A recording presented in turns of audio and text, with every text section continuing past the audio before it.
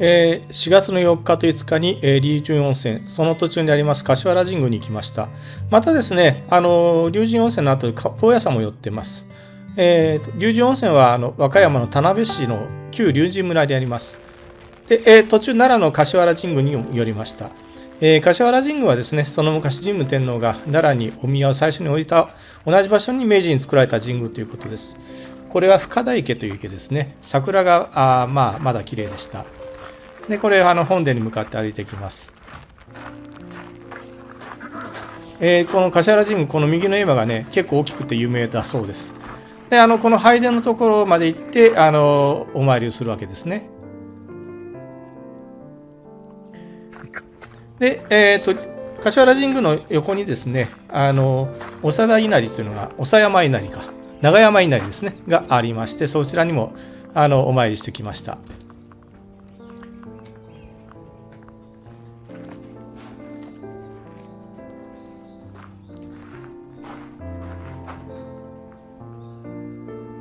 でちょうどお昼時ということで神社の横にある貸しの森というですねカフェでお食事をいただきました。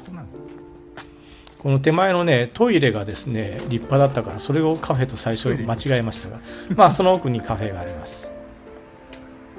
でこちらではですね、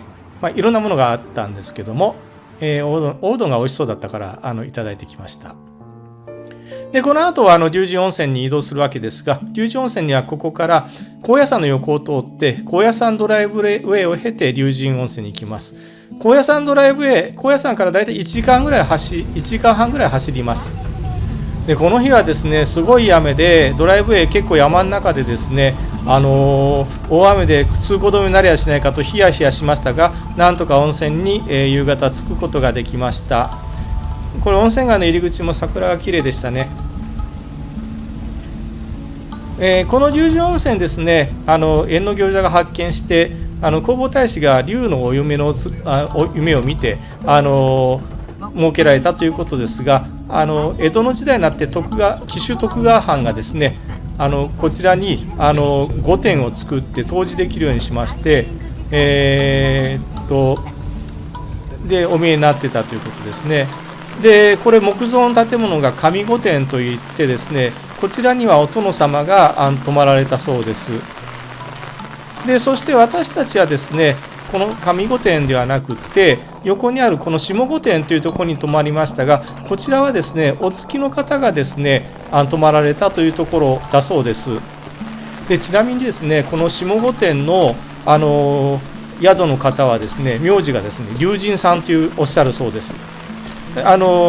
の地その龍神の地名から取ったずいぶん昔に来られた方がいて、それが代々続いてるんだそうです。28代目とかって言ったかな。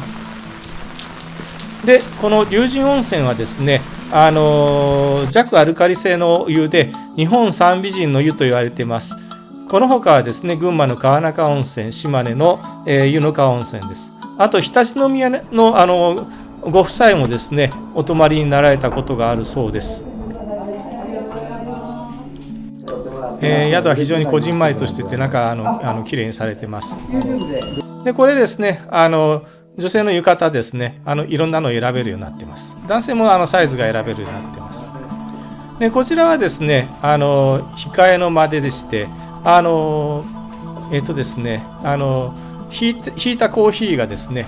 無料でいただけるようになっています。私たちもここでこういうふうにですねコーヒーいただきました。このお菓子は売店で売ってるやつを買ってきました。でお部屋の様子ですねそれなりにきれいに小ざっぱりしてます。そしてですねお部屋からですねこれ日高川が流れてるのが見えまして景色を見ました。でこれ露天風呂が下の方にありまして、これ男女混浴です。あとそれから、お風呂がヒノキ風呂と座敷風呂とありまして、これは男女入れ替え制です。で私はヒノキ風呂の方に入ってきました。これ露天風呂ですね。これはバスタオルを巻いてね入るようにしてくださいって言われています。で夕飯ですね非常にですねなんていうかな、適度な量でお上品でですね良かったですね。ここのですね板さん実は社長さんで若い頃京都の下鴨茶寮で修行されたということでやはりそれをうなずかせるようなですね味付けが非常に上品でした。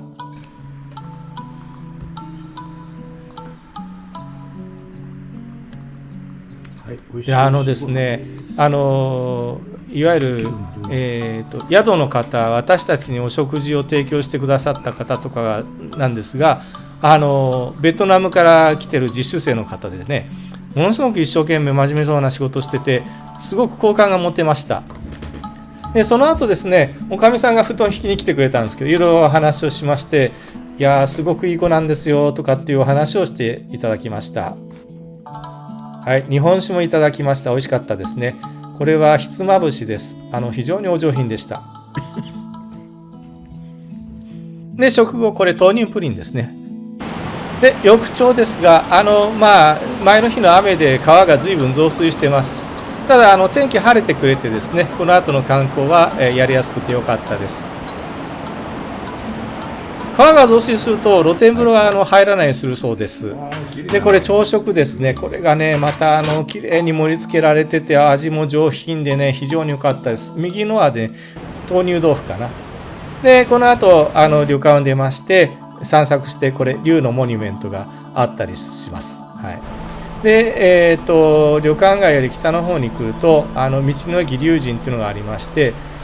前の日の雨で桜散るかなと思ったけど、まだまだ残っててくれて綺麗でよかったです。この道の駅龍神に車を止めていきますとですね、この後出てきますけども海瀬神社っていうところに吊り橋を渡っていけるようになります。道の駅龍神もね中がね木造で非常に落ち着いててよかったですね。でこれビデオには載せませんでしたけども、表のテラスに出るとですね、日高川沿いの桜とか川がすごく綺麗に見えました。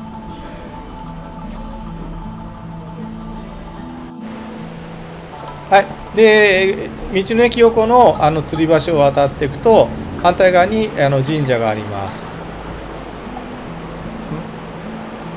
車道通っても神社行けるには行けるんですけど、こっちの方が面白いから来ました。この吊り橋はね結構しっかりしててあんまり揺れなかったです。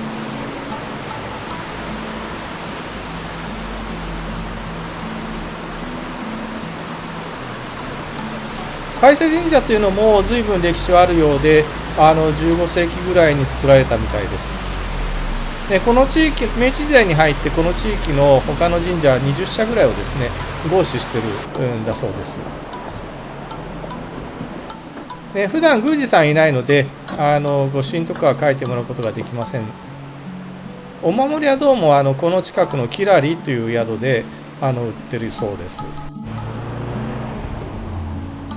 はい、でも日本の神社こういうところいいですね。なんだろう、綺麗さっぱりしてて自然の気配を感じて、なんかすごく厳かな気分になります。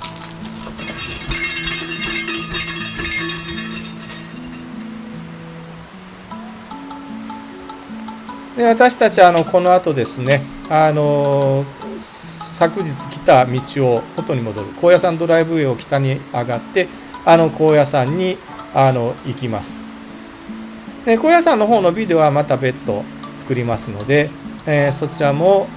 ご期待ください。